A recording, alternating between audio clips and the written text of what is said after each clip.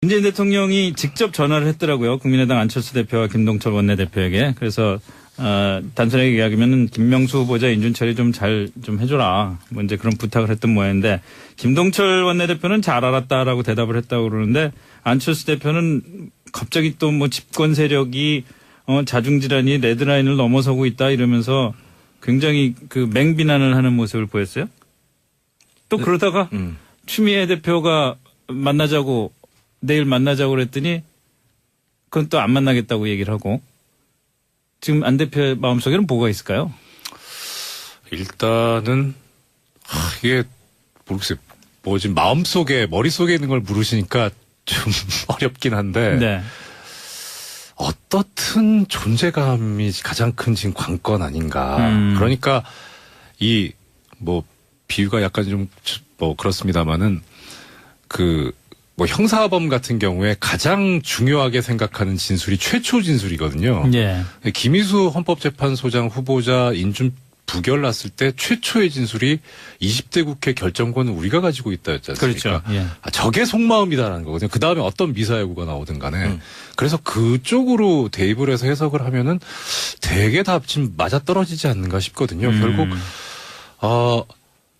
이게 본인은 어떻든 대선 후보로서 같이 경쟁도 했었기 때문에 문재인 대통령과 동급이라고 생각을 하는 것 같은데 중요한 거는 지금 그렇게 본인의 존재감을 얘기할 게 아니라 네. 그야말로 지금 현재 뭐 예를 들어서 지금 내일 표결 앞두고 있는 김명수 대법원장 후보자 같은 경우에 어떻게 지금 이 시대의 화두인 사법개혁을 이끌어내고 가져갈 것인가라는 문제. 네. 그다음에 지금 북핵이라든가 안보에 어떻든 위기감이 또 있으니까 그것을 어떻게 뭐 초당적으로 거국적으로 해결해 나갈 것인가 이런 거를 좀 대안을 제시하고 이야기를 해줬으면 좋겠는데 그게 아니라서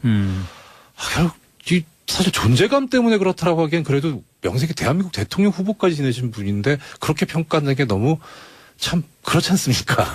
예. 그렇게 평가를 안 받았으면 좋겠고 그렇게 평가하지 않았으면 싶거든요. 어떻게 보세요, 김수민 의원? 집권 세력의 자중 질환이 레드라인 넘어섰다. 이 발언 자체는 네. 인준 처리를 어떻게 할 거다라는 힌트는 아닌 것 같아요. 네. 그냥 내가 비판하던 대로 계속 할 거다. 이런 표시인 것 같고 인준 처리 직전까지 좀 모호성과 이런 것들을 지켜서 몸값과 자존심을 좀 올리려는 예, 그런 정치 전략으로 일단 보여요. 그리고 추미애 대표하고 만나려다가 안 만난다는 거는 만약에 가결시켜 줄 경우에 만나고 나서 가결시켜 주면 추미애 대표가 매수당했다. 공을 세운 것처럼 되죠. 그러니까 가결을 시키든 부결을 시키든 우리가 결심을 하지 저쪽하고 만났기 때문에 좋은 결과를 우리가 줬다라고 하는 그런 그림을 피하려는 게 아닐까. 예. 예, 뭘 결정하든 우리가 한다라는 네, 그런 자존심 대결인 것 같습니다. 그러니까 하여튼 지금 분위기로 봐서는 안 만나는 쪽으로 흘러가는 것 같다는 그런 생각이 좀 사실상 불가능하다고 네. 의총에 참석해야 되기 때문에 그렇게 반응이 왔다고 합니다. 예. 그러니까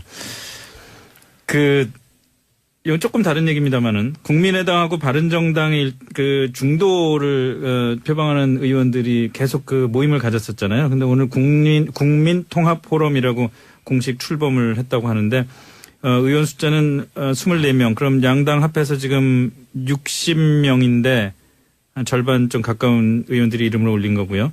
뭐 정운천, 김세연, 박인숙, 하태경 그다음에 국민의당의 이현주, 박준영, 황주홍 뭐 등등 이런 분들인데 어떻습니까? 정치적인 의미가 있을까요?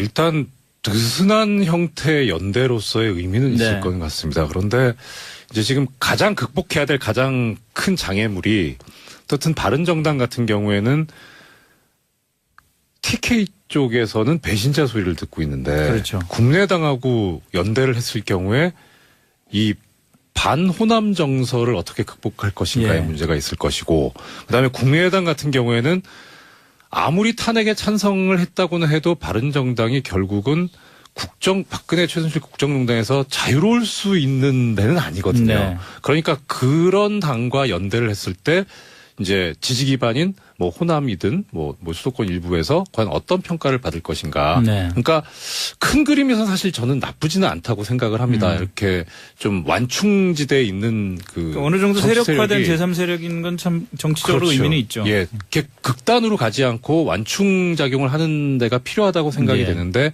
문제는 그 내부에서 이 두 정당이나 두 정치 세력이 어느 정도까지 잘 해줄 수 있느냐, 설득력 있게 그게 관건 아닐까 싶습니다. 좀 부정적으로 보시는 거네요. 가능성 면에서. 기대는 하는데 열심히 해줬으면. 예. 네. 예. 김승민 의원은요? 네, 뭐 이 두 당 같은 경우는 일단 양당제로 잘못하면 다시 회귀할 수 있다라는 위기감이 있을 거니까 네. 공동으로 일단 좀 힘을 합쳐 보자는 것 같고 뭐 통합까지는 가지 않을 거라고 마찬가지로 보고요. 근데 이 행보를 보니까 박정희 전 대통령 생가를 합동으로 방문한다라는 네. 계획이고 이 5.18 예전에 미역도 가고. 네, 예전에도 뭐 새누리당 쪽에서 뭐 김대중 전 그렇죠. 대통령 생가에 가거나 이런 식의 그냥 어떤 보수와 진보의 상징적 인물로 돼 있는 혹은 그런 장소를 방문하는 정도의 좀 식상한 행보를 되풀이하는 거 아닌가 그 생각이 들고 그리고 국민의당은 좀 주의를 해야 될 것은 국민의당 같은 경우는 원래는 안철수 대표도 그렇고 이제 그 지지층의 스펙트럼이 넓은 편이었어요. 그리고 네. 지난 대선 때 좌측이 먼저 빠지고 나중에 우측이 빠지거든요. 네. 근데 지금 국민의당이 좌측을 어떻게 회복할 거냐에 대한 작전이 안 보입니다. 근데 그건 안 보이고 계속 바른정당이나 자유한국당 쪽으로 방향을 우클릭을 하고 있기 때문에 거기에 대한 작전은 없이 그냥 그렇게 오른쪽으로만 갈 것인가. 예, 여기에 대해서 국민의당의 어떤 대책이 있는지 좀 궁금해지는 대목이죠. 이런 소문 들으셨어요? 신삼당 합당? 저도 소문은 들었는데, 네. 네, 근데 이게 뭐 어느 정도 믿을 만한 근거인지 하고 뭐 이제 가능성이나 이런 것까지는 제가 아직까지는 판단할 수 있는 능력은 아니라서 출처가 좀 의심스러워가지고. 혹시 예. 그 모르시는 분들을 위해서 신삼당 합당, 제가 들은 신삼당 합당 소문은 자유한국당과 국민의당과 바른정당이 합쳐서 결국 그 민주당에 대항하는 보수정당으로서 중도 보수정당으로서의 뭘 한다 이제 이런 건데 가능성이 있을까요?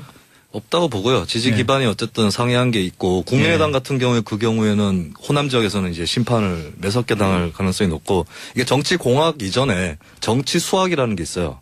정치 수학이요? 네. 예를 들면 이런 겁니다. 1 더하기 1 더하기 1은 뭐 시너지가 있다 그러면 4가 될 수도 있고 5가 될 수도 있는데 1.5. 네, 1 더하기 1을 했는데 1이 나오고. 그래서 그 3당이 합친다고 해서 덩치가 커지는 게 아니라 오히려 그 3당이 대적하고자 했던 민주당의 존재감이 더 커져버리는. 예. 예전에도 사실 야권 단일 후보 이런 거 선출하면서 왜 야권에서 연대를 했지만 역으로는 사실 새누리당 쪽이 오히려 50%를 자동으로 가져가는 이런 효과도 있었거든요. 네. 예, 이런 역학을 봤을 때 신삼당 합당은 거의 특히 국민의당 쪽은 그럴 텐데 자기 파괴적인 것이고 아마 그럴 일은 없지 않을까 싶어요. 근데 모르는 일이에요. 네. 저 옛날에 3당 합당할 때도 누가 뭐 3당 합당 예. 되리라고 상상을 했나요? 이게 근데 이 얘기가 사실 대선 전에는 있었거든요. 예, 그러니까 예, 그렇죠. 지금 이제 과거 새누리당 쪽에서 내세울 만한 대선 후보가 별로 없기 때문에 그리고 이제 이명박 전 대통령이 이번 대통령 정권 내가 만들겠다라는 그런 얘기를 해서 그게 도대체 무슨 얘기냐 분석을 하던 중에 결국 자유한국당, 그러니까 새누리당의 그 뭐 전통적 지지 기반에다가 의원수, 예. 그 다음에 대선 후보는 안철수 후보 예. 해가지고 그래서 나온 얘기가 TV 토론 때 안철수 후보가 내가 MB 아바타냐라는 얘기가 나왔다는 예, 게 예. 그런 얘기에서 비롯됐었거든요. 그런데 지금은 사실 선거가 지방선거 국면이 어서 당 대 당으로 그렇게까지 할 필요가 있겠나 하는 생각이 좀 들긴 합니다. 알겠습니다. 자, 마지막 이슈. 아유, 시간이 얼마 안 남았구나. 짧게 얘기하죠. 그 청와대가 송영무 국방장관한테 엄중주의 조치를 했다고 했잖아요. 그랬더니 자유한국당이 처음에는 송영무 국방장관 뭐 무장이다 뭐 막 칭찬하고 그러더니 느닷없이 뭐 사표내라고 이건 도대체 어떻게 봐야 됩니까? 일단 이 야당들이 정부의 약한 고리를 좀 활용하려는 경향이 있어요. 예를 들면은 지난 정부 때도 유승민 원내대표가 이제 박근혜 대통령 눈밖에 나면서 축출될 때 네. 야권 지지자들이 굉장히 또 합세해서 분위기를 좀 띄워주면서 유승민 그때 원내대표가 스타가 되기도 했었거든요. 네. 그리고 이제 이회창 전 총리 같은 경우도 김영삼 대통령하고 반목했을 때 또 크게 이슈가 됐었죠. 이게 정부 내 갈등을 좀 균열을 이용하려고 하는 습성이 있는데 거기서 이제 약간 영웅 만들기를 들어갈 수도 있는 사람으로 봤던 것 같아요. 잠깐. 송영무는 좀 다르다. 네. 그래서 이제 송영무를 좀 띄워주면서 약간 그 정부 세력 내에서의 균열을 노렸는데 지금 이렇게까지 되고 이렇게 자신들이 보기에는 자유한국당이 보기에는 면박을 당한 그런 모양새가 되니까 그럴 거면 사퇴해라. 뭐 이렇게 또 되는 것이죠. 그리고 사퇴하면 더 구경거리가 되는 것이죠. 본인들 입장에서는. 그렇죠. 노리는 건 결국은 어떻게 뭐 잘 될 것이냐를 노리는 게 아니라 네. 어떻게든 하여튼 흠집을 내려고 하는 사실 뭐 시간 없으니까 짧게만 말씀드리면 어느 집단이든지 매파와 비둘기파는 다툼이 있습니다. 네. 예. 미국에서 예컨대 매파 비둘기파가 다툰다 그래가지고 자중지단이 레드라인 넘은 이런 평가는 하지 않잖아요. 그거는 양쪽 다 마찬가지인 것 같아요. 제 생각엔 그 야당이 그런 문제 삼는 것도 그렇지만 또 청와대가 그것도 뭐 경고를 하고 그것도 이게 조금 공개된 장소에서 네. 국회에서 그러니까 문제가 됐던 거죠. 사실 내부적으로 그냥 그랬으면 상관이 없는데. 내일 오후 2시에 김명수 대법원장 후보자 인준 표결이 있는데요. 가결, 부결 어떻게 전망하십니까? 예, 내일은 잘 될 것 같아요. 가결될 것 같아요. 더군다나 지금 뭐 오늘 뉴스 보니까 문재인 대통령께서 뉴욕 가시기 전에 네. 안철수 전 대표하고도 통화하고 또 이 그 당부도 하고 협조 부탁도 해서 네. 그래서 이거 여의도에 오늘 그 큰 화제더라고요. 어쨌든 그 협치에 중요한 대목 아니겠습니까? 네. 잘 될 거라고 보고 또 안철수 대표 입장에서 지난번에 이 그 헌재 소장 네. 충분히 존재감을 확인시켰잖아요. 네. 과유불급이라고 또 한번 이 그 사고를 치면 그 국민들 보기에 그렇게 좋아 보이지는 않을 겁니다. 템포 조절에 들어갈 것이다. 이렇게 네. 보시는 것 같은데. 네. 정도환 전 의원은 어떻게 전망하세요? 예, 저도 같이 생각을 하는데요. 네. 가결되어야하고 가결될 것 같아요. 또 추가로 얘기 드리면은 추미애 대표가 안철수 대표하고 만나기로 한 것 같아요. 오늘 밤에. 예, 내일 오전 아닙니까? 내일 오전인가요? 예, 예. 네, 어쨌든. 네. 예, 그러니까 뭔가 좋은 분위기죠. 분위기 자체가 좀 좋게 흘러간다. 그다음에 또 오후에 나온 그 뉴스를 보니까 바른정당 그 내일 의총을 통해서 결정을 하는데 의원 2-3명이 찬성 쪽으로 입장을 바꿨다라고 하는 이런 지금 뉴스가 또 그러니까 나오고 있더라고요. 예. 이렇게 보면 통과를 위한 어떤 조건이 더 무르익는 것 아니냐 뭐 이런 분석이 안 나올 수가 없는 실제로 김명수 대법원장 후보는 청문회 과정에서 드러났지만은 진짜로 이 그 흠결 하나 없는 무결점 그 후보라는 건 우리 국민들 다 확인했고 어떻게 해서든 꼬투리를 잡아보려고 했던 그 야당 의원들도 하나도 네. 찾아내지 못했지 않습니까? 네. 또 여러 가지 뭐 이 그간에 법 재판하는 것들도 그렇고 인격적으로나 소신이나 실력 이런 거를 봐서 네. 충분히 굳이 야당에서도 그렇게 반대하기에는 좀 무리가 네. 있다 이렇게 보는 것 같아요. 예. 알겠습니다. 자,